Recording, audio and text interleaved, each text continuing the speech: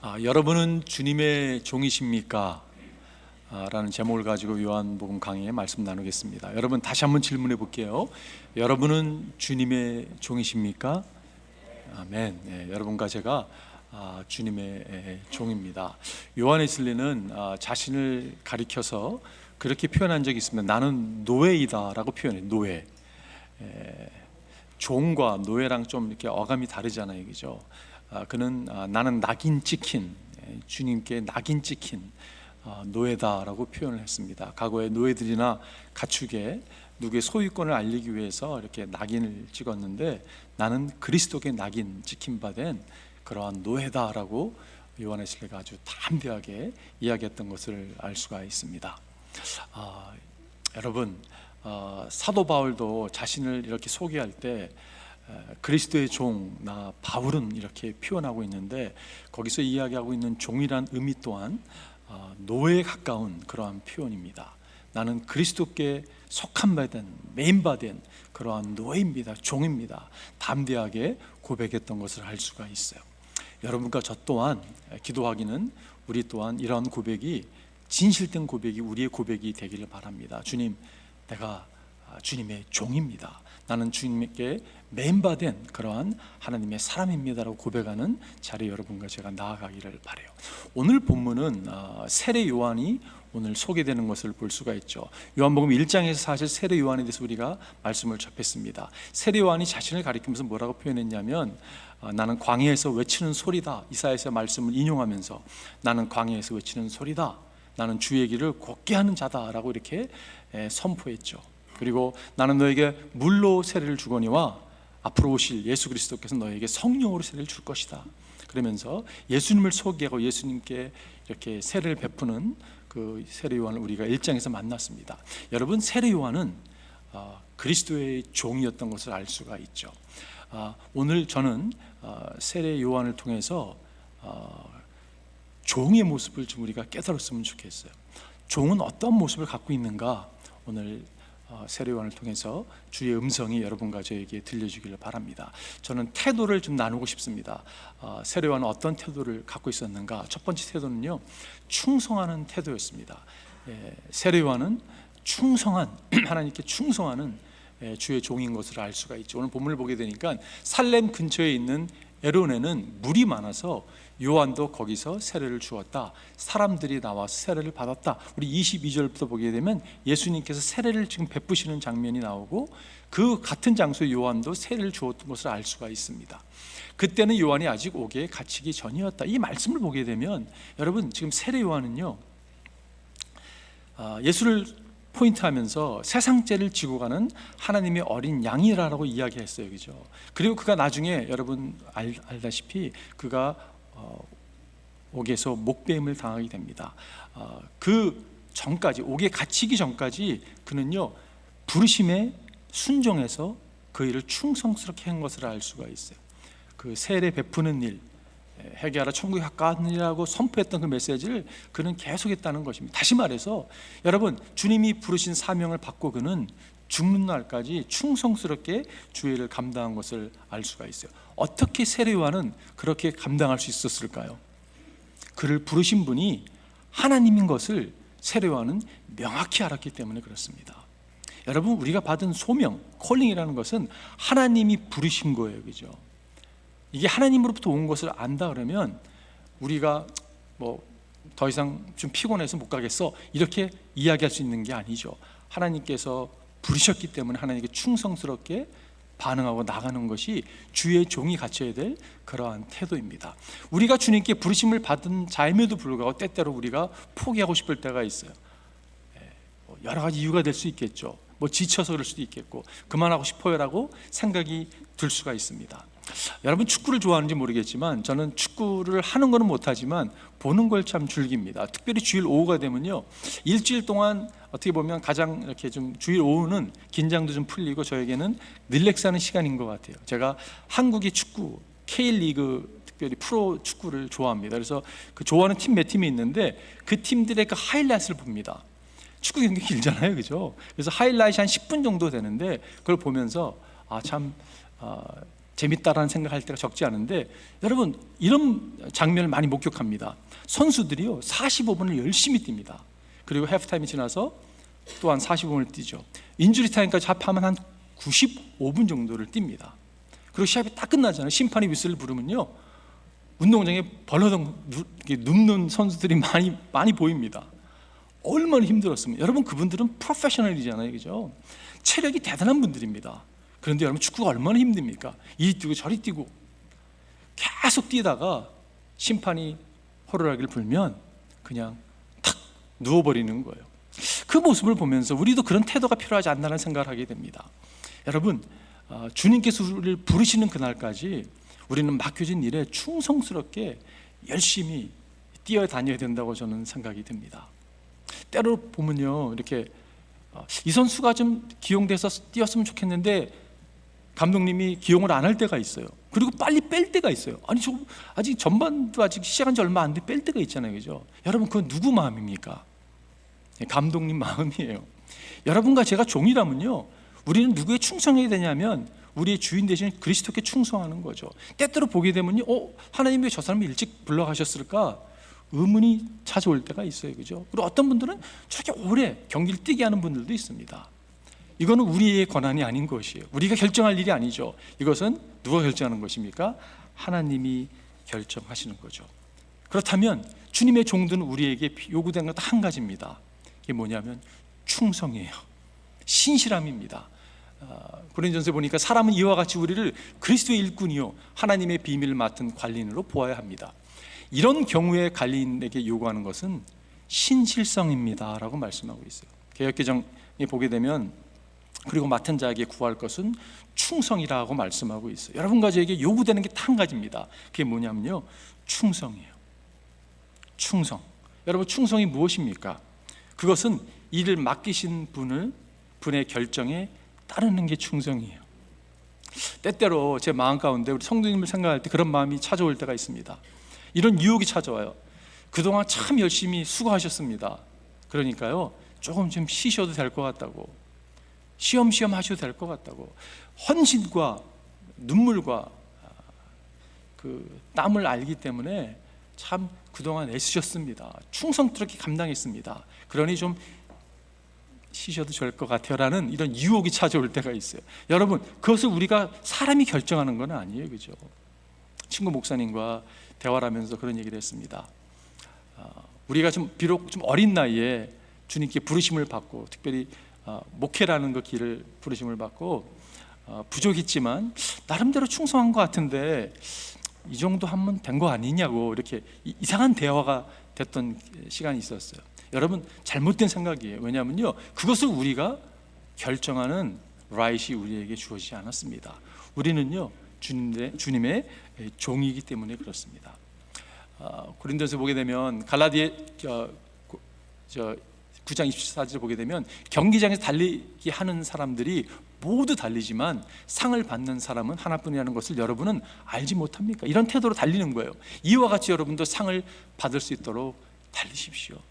여러분과 제가 이 주어진 경기를 완주함으로 하나님으로부터 상을 받는 자리에 나가는 여러분과 제가 되기를 바라요.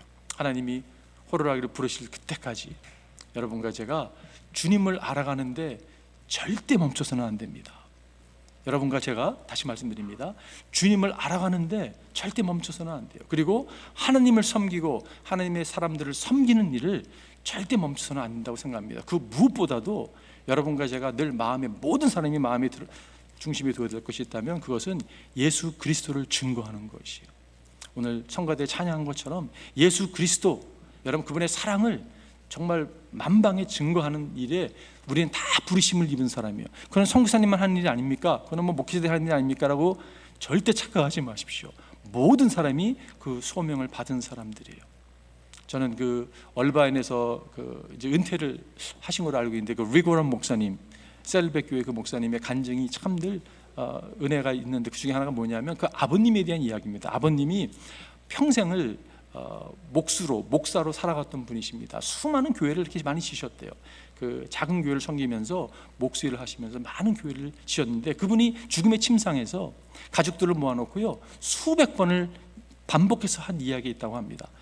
수백 번 버릇처럼 뭐라고 표현했냐면 just one more soul, just one more soul. 한 영혼이라도 더 주님께 데려와야 된다고. 그러면서 아들을 불러다가 Rick, just one more soul.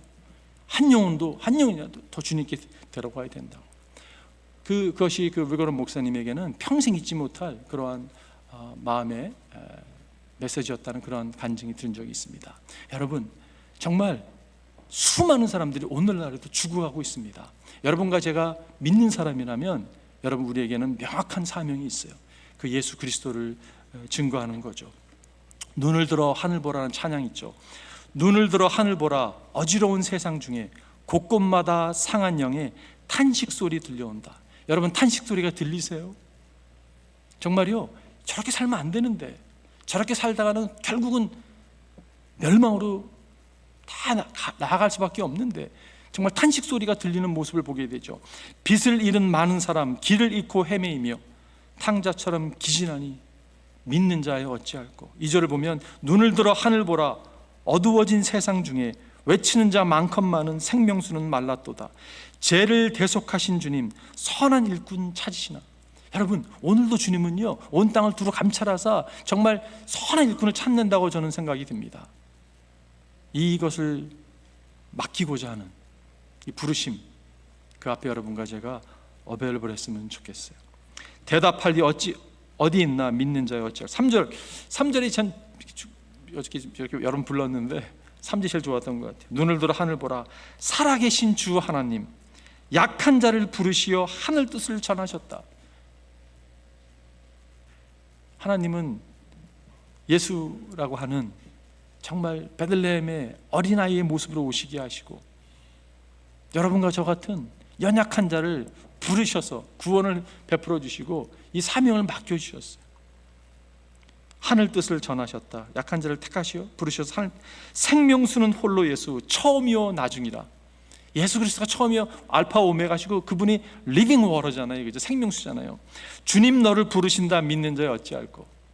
여러분, 이 찬송의 가사가 여러분과 저에게 마음에 다가왔으면 좋겠어요. 주님께서 여러분과 저를 부르십니다. 믿는 자여 어찌할꼬. 여러분과 제가 주님의 충성된 종이 되기를 바라요. 그래서 맡겨진 일들, 특별히 복음 전하는 일에 앞장서서 주님께 사용받는, 그래서 하늘나라에서 영원히 빛나는 그러한 주님의 종들 되기를 바랍니다. 두 번째는요, 하나님의 뜻을 구하는 태도예요. 세례 요한에게 그런 모습이, 하나님의 뜻을 구하는 태도가 있습니다. 여러분, 내 뜻이 아니에요. 우리는요, 자꾸 내 뜻을 구하려고 하는 성향이 있어요. 그죠? 여러분, 그러니까 제 뜻이 중요하지 않습니다. 중요한 것은 하나님의 뜻이 중요해요. 그죠? 본문에 보니까 요한의 제자들이 요한에게 와서 말하였다. 납비님 보십시오. 요단강 건너편에 선생님과 함께 계시던 분, 그 선생님께서 증언하신 그분이 세례를 주고 있는데 사람들이 모두 그분에게 모여듭니다. 지금 세례 요한의 제자들이요, 지금 염려 근심하는 톤으로 지금 세례 요한에게 가서 납비님 지금 큰일 났습니다. 왜 이들은 염려 근심하며 이러한 말을 했을까요? 하나님의 뜻을 전혀 이해하지 못하고 있기 때문에 이렇게 표현한 거예요. 그죠? 여러분, 지금 우리가 지금 이런 표현은 좀 이상하지만 세례 비즈니스를 하고 있는데 선생님께 세례 비즈니스 하고 있지 않습니까? 근데 예수라고 하는 사가 우리 동네에 와가지고 지금 여기 물이 많다는 이유로 여기서 지금 또 세례를 베풀고 있는데 사람들이 다 걸려 몰려가고 있다고. 이러다가는 우리 이 세례 비즈니스 문 닫게 생겼습니다. 이런 약간 그런 표현이 좀 이상하지만 그런 생각이거든요. 여러분, 잘못 짚어도 너무 잘못 짚고 있잖아요. 그죠? 세례 요한의 제자들이 몰라도 너무 모르는 거죠. 그러니까 그들이 염려하고 근심하고 그런 모습을 보게 되죠. 그러나 반면에 여러분, 세례 요한을 보십시오. 전혀 흔들림이 없죠. 왜냐? 그는 하나님의 뜻이 무엇인지 명확히 알았기 때문에 그렇다는 것이요. 여러분과 제가 왜 흔들립니까, 여러분? 왜 우리 삶에 사람들이 와서 환경이 막 흔들 때가 있어요, 그죠? 왜 이렇게 휘청거리고 흔들립니까, 여러분? 명확해요. 하나님의 뜻이 명확하게 발견된 바 되지 못했기 때문에 우리는 흔들리는 것을 보게 돼요. 내가 하나님의 뜻을 명확히 붙들고 있다면 아무리 환경이 나를 뒤흔들다 하더라도 여러분, 하나님의 뜻을 붙들고 나아가는 거죠. 어떻게 하나님의 뜻을 분별할 수 있을까요? 어떤 소리는요 너무 글싸해요. 정말 아주 천사의 모습으로 다가오는 마귀가 있습니다. 그래서요, 이게 사탄의 소리인지 하나님의 소리인지 분별하기 어려울 때도 있어요. 여러분 어떻게 구별하십니까? 우리가 구별할 수 있는 방법이요, 여러 개 있겠지만 특별히 하나님께 나아가는 거예요. 임재 가운데 나가서 하나님께 기도하는 거예요. 여러분, 기도는 믿는 자에게 특권입니다.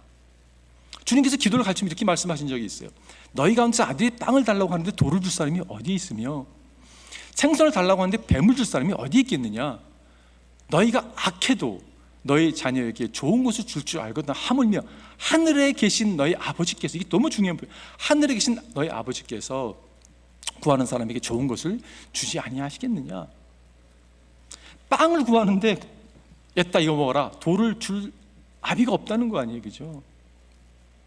여러분, 생선을 구하는 자녀에게 하나님은요, 생선을 주시는 분이세요. 빵을 구하는 자녀에게 빵을 주시는 분이십니다. 그 하나님을 여러분과 제가 기도하는 가운데 만나야 되는 거예요, 그죠? 하나님의 뜻을 구할 때 하나님께서 그 뜻을 자녀에게 밝혀 보여주시는 거죠.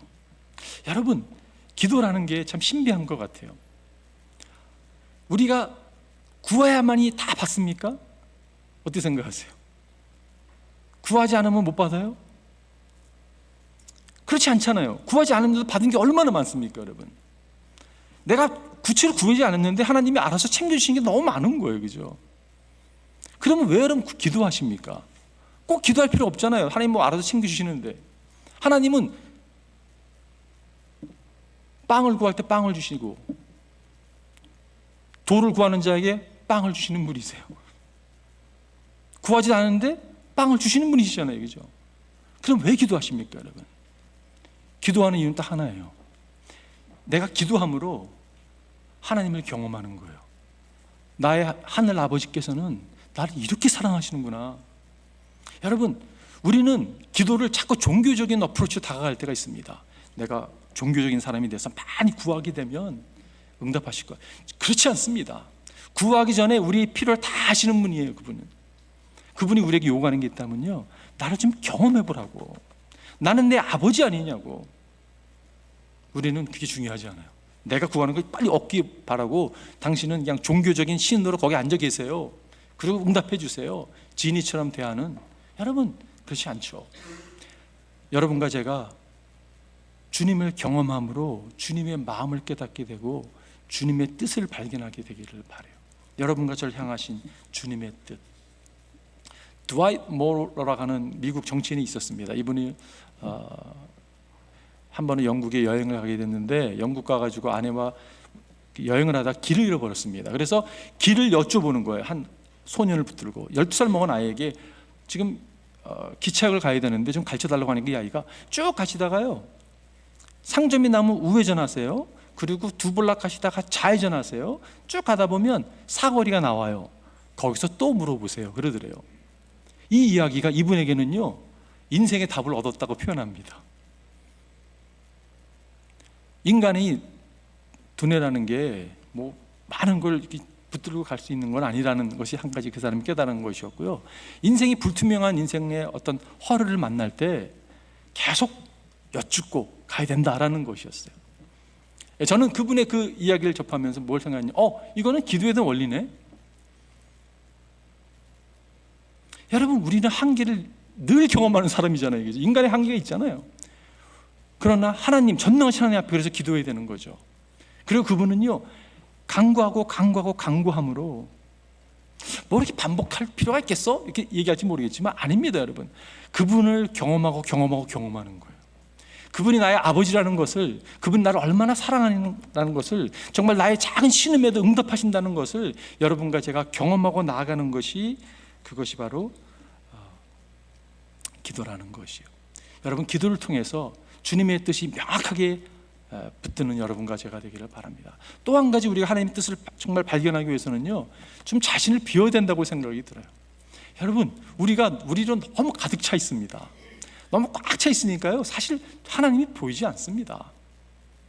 하나님이 전혀 들리지 않는 거예요. 하나님 수없이 말씀하면 불리하고 내 목소리가 너무 큰 거예요. 여러분, 내 목소리가 크면요 누가 얘기해도 들리지 않잖아요, 그죠? 그 우스운 얘기인데, 어느 평생 막 일만 몰두해 사는 한 남편이 있었는데 정말 모처럼 아내를 데리고 고급 식당을 갔다고 합니다. 고급 식당에서요 고기를 먹는데, 이런 분의 특징이 그냥 대화가 중요한 게 아니라 고기가 또 집중이 또 하고 식사하는 게 특징이거든요. 너무 아름다운 음악이 흘러나니까 아내가 너무 분위기 좋고 그래서 너무 좋아하면서, 여보 이 고기 무슨 고기예요? 물어봤대요. 당연히 고기 무슨 고기예요? 그 안심이지, 이렇게 얘기했다고 합니다. 여러분, 내가 내 목소리에 내 일에 집중되어 있으면요 다른 사람 말 안 들립니다. 하나님 음성 안 들려요. 여러분, 죄송합니다. 내 목소리 크잖아요? 하나님 목소리 절대 들을 수가 없습니다. 내 생각으로 가득 차 있습니다. 그러면요 주의 뜻이 발견된 바가 어렵다는 것이요. 자신으로부터 자유함을 누린다는 것은 저는 자기를 부인하는 것이라고 생각이 들어요. 철저한 자기 부인이 있는가 한번 자신에게 물어봐야 된다고 생각이 듭니다. 주님이 말씀하셨어요. 예수께서 제자들에게 누구든지 나를 따라오려거든, 내 제자가 되려거든, 종이 되려거든, 첫 번째가 자기를 부인하고 deny yourself, 자기를 부인하라고 말씀을. 근데 첫 번째 딱 걸리는 거예요. 나를 어떻게 부인합니까? 정말 그 하덕규 목사님이 가시나무라는 가사에서 얘기하듯이 내 속에 내가 너무 많은 거예요. 하나님이 거할 곳이 없고요, 주의 음성이 들릴 리가 없다는 것을 깨닫게 됩니다.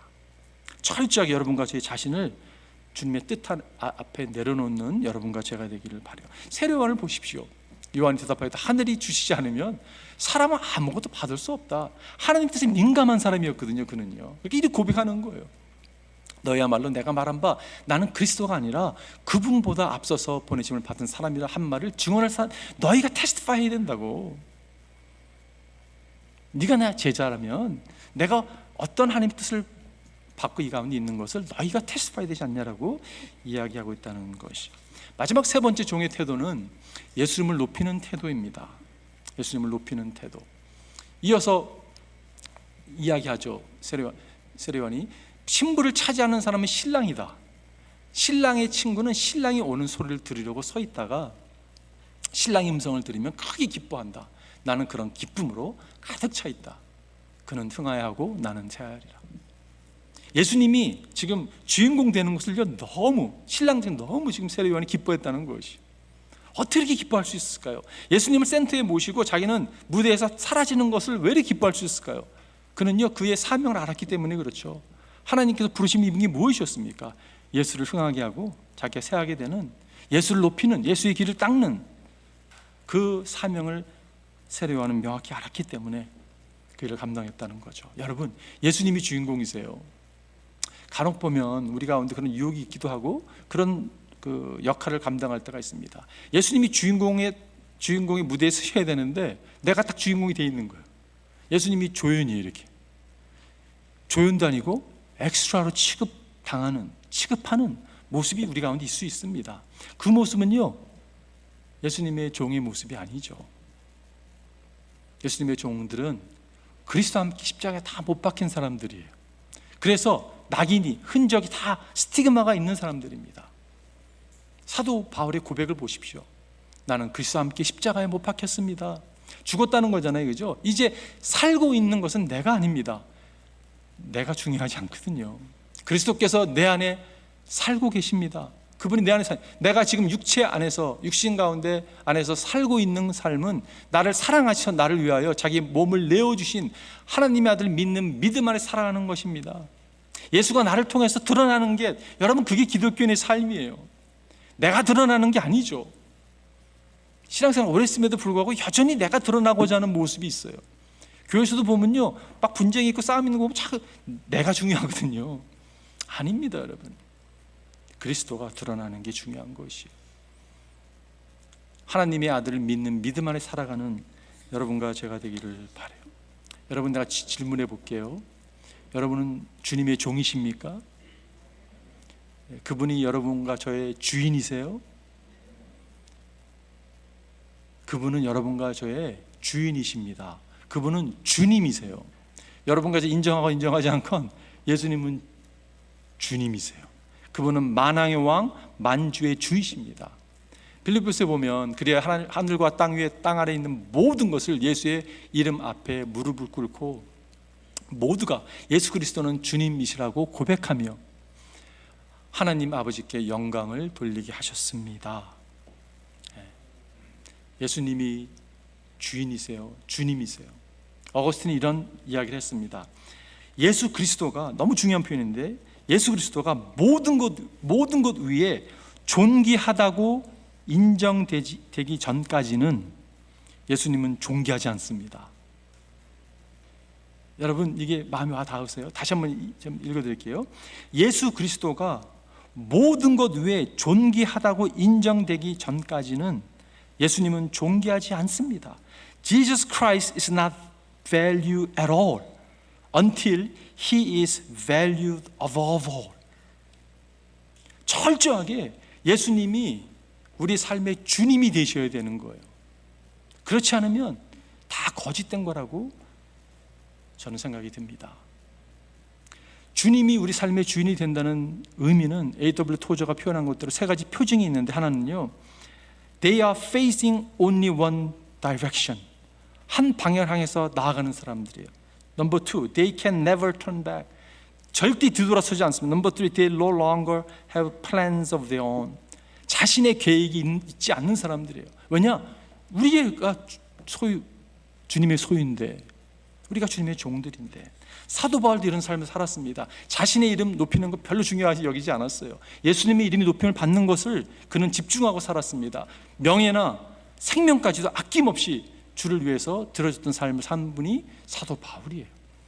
그래서 고백하잖아요. 그러나 내가 달려갈 길을 다 달리고 주 예수께 받은 사명, 곧 하나님의 은혜의 복음을 증언하는 일을 다 하기만 하면, 나는 집중된 삶을 살아가는데 이것을 다 하기만 하면 나는 나의 목숨도 조금도 아끼지 않습니다라고 고백했어요. 저는 여러분과 제가 이런 믿음의 고백이 우리의 고백이 되었으면 좋겠어요. 아시스의 프란시스가 결론 내리겠습니다. 하루는 정원에서 풀을 뽑고 있는데 한 사람이 이렇게 물어봤어요. 오늘 당신이 정오에 갑자기 죽게 된다면 무엇을 하실 것입니까? 여러분과 저에게 누가 동일한 질문을 한다면 여러분 뭐라고 답하시겠어요? 짐 싸들고 기도원을 가시겠어요? 가는 도중에 뭐 예수님 모시길 수도 있겠구나. 여러분, 에스가 뭐라고 표현했냐면, 프란시스가 지금 하고 있는 정원을 끝낼 것입니다 라고 얘기했습니다. 맡겨진 일, 심어놓은 그 장소에서 충성스럽게 주의를 감당하는 것이었어요. 여러분, 제가 오늘 말씀을 전하면서 여러분과 제 마음가운데 무슨 부담이 있을 수 있냐면, 부담이 없을 수도 있지만 있기를 바랍니다. 어떤 부담이 있을 수 있냐면요, 이거를 과연 할 수 있을까라는 생각이에요. 내가 충성스럽게 정말 주님만을 주인공으로 높이면서 여전히 나라는 정말 이 문제 해결하지 못하고 살아가고 있는 내가 과연 주의 종으로 살아갈 수 있을까라는 생각이 들어올 수 있어요. 여러분, 답은요, 절대 못합니다. I guarantee 100%. 여러분, 절대 시도한다고 노력한다고 되지 않아요. 종의 모습을 근처 따라가지 못합니다, 여러분. 그런데 유일한 길이 있어요. 나는 못하지만 내가 부활하신 예수 그리스도를 바라볼 때, 여러분, 우리 시선을 나에서부터 띄어서 예수 그리스도를 바라볼 때 이 일이 가능하다는 것이에요. 예수를 바라볼 때 여러분 무엇이 보입니까? 예수를 바라볼 때 십자가를 보게 되잖아요, 그죠? 십자가를 바라볼 때 무엇이 보입니까? 비참한 예수 그리스도를 바라볼 수밖에 없어요. 정말 가장 흉측한, 가장 어글리한 그러한 모습으로 십자가에서 죽어가는 예수를 바라볼 수밖에 없습니다. 여러분, 예수를 바라보는데 엉뚱한 게 다른 게 나타날 수가 없어요. 그 흉측한 모습으로 죽어가신 예수를 바라볼 때 죽음을 깨닫게 되잖아요, 그죠? 죽음을 바라보게 되잖아요, 그죠? 근데 그 죽음은 무슨 죽음이었냐면 여러분과 저로 하여금 살게 하기 위한 죽음이었어요. 그분의 아름다움이 우리로 하여금 붙들고 살아가게 하기 위해서 주님은 가장 흉측한 어글리한 모습으로 죽었습니다. 여러분, 죽으신 이유가 딱 명확해요, 그죠? 여러분과 저로 하여금 헛된 것을 붙들고 살지 말라고. 저는 그런 생각을 좀 많이 하는 것 같아요. 왜 이렇게 우상이 많은지 모르겠어요. 왜 이렇게 우상 숭배를 하는지 모르겠어요. 수많은 성도라고 하는 이름하는 우리의 모습 가운데 우상이 너무 많은 거예요. 여러분, 우상을 부셔야 합니다. 왜 우리가 우상을 붙드는지 아세요? 그것이 나를 구원한다고, 구원할 거라는 착각하고 있거든요. 오해하고 있거든요. 구원자는 예수님밖에 없습니다, 여러분. 그래서 여러분과 제가 주님께 집중해야 되는 것이에요. 주님께 집중할 때 그 사랑이 여러분과 제 마음을 녹여버리죠. 와, 내가 그렇게 사랑을 받는 사람이야? 기도를 하는데 종교적인 하나님 앞에 나와서 기도, 이런 차원이 아니라 아버지, 너무 친밀한, 친근한 아버지가 내 사랑하는 딸아, 내 사랑하는 아들아, 그래 내가 너와 교제하기 원해, 이렇게 말씀하시는 그분을 여러분과 제가 경험하게 되는 것이, 여러분 그리스도를 바라보는 한 주 되기를 바랍니다. 그리스도를 집중하는 한 주 되기를 바랍니다. 한번 기도하겠습니다.